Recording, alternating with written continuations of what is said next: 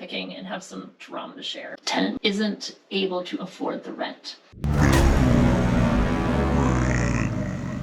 We have a unit now that isn't being paid for. We do need to be paid to be able to serve our tenants' needs, to be able to do repairs, to be able to pay bills and mortgages. So we really plan to make a video today on a DIY do-it-yourself attitude. Instead, we're going to turn it into what to do when a tenant doesn't pay.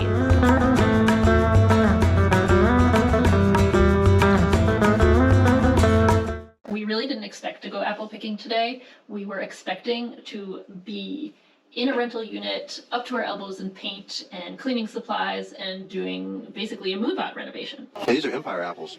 They're really good this year. You know, they're so juicy, but tart and some sweetness as well. But tenant moved out, head of household tenant who usually pays rent and everything's good.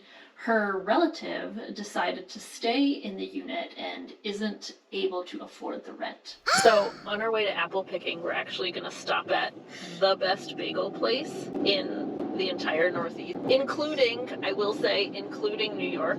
Yes, I said it. It's called Bagel Plus. It's in Acton, Massachusetts. They also have tofu cream cheese that they make themselves. Yeah, we're gonna go before we go apple picking because they sell out.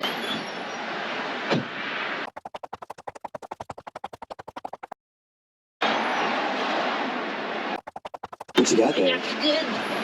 By no means is this a video giving legal advice. We are not lawyers. Please consult a lawyer if you are in this situation. But we also want to come from a compassionate perspective on behalf of the tenant.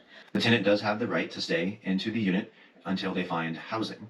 And they have social resources that they can use. From a landlord perspective, the landlord has the right to file for an eviction process. And it has to be through formal channels with a constable and through the court system.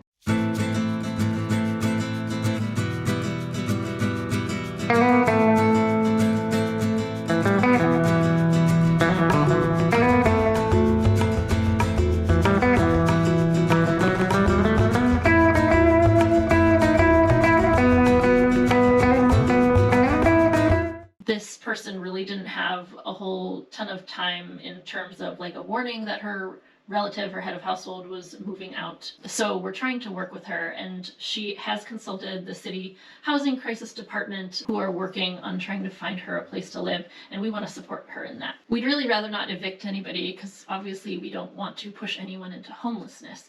But unfortunately, we do have to serve an eviction notice because for them to get any crisis housing help, they do need an eviction notice to prove that they're having a housing emergency. That is a requirement for them to get financial assistance in situations like this. And the state has a ton of money reserved for tenants to access if they need during the process of being evicted.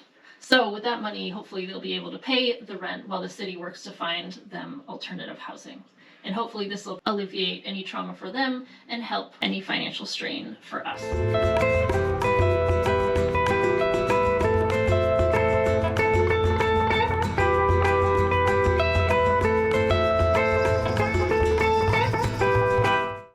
I will say it is a coordination between the tenant and the landlord for them to get the financial assistance. Sometimes the tenants don't apply or do not want to apply for the financial assistance. And a lot of the times they don't even know how to apply or where to go for situations like Absolutely. this. In our property management practice, we always try to do whatever we can for the tenant. And we give them their options and we say, look, there's these supportive financial help.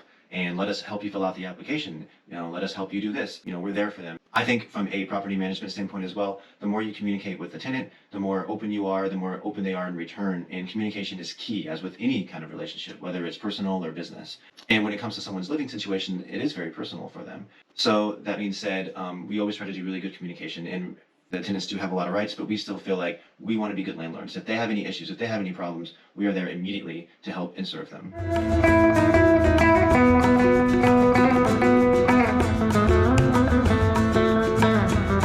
So we are kind of at a standstill right now. The tenant is trying to find a reasonable housing solution. We are trying to work with them to get financial assistance so they can stay in the unit in the interim. We don't know how long it's going to take, but if we can get some financial assistance, then it helps us and we can help them. So in the interim, be waiting, and it could take a couple of months.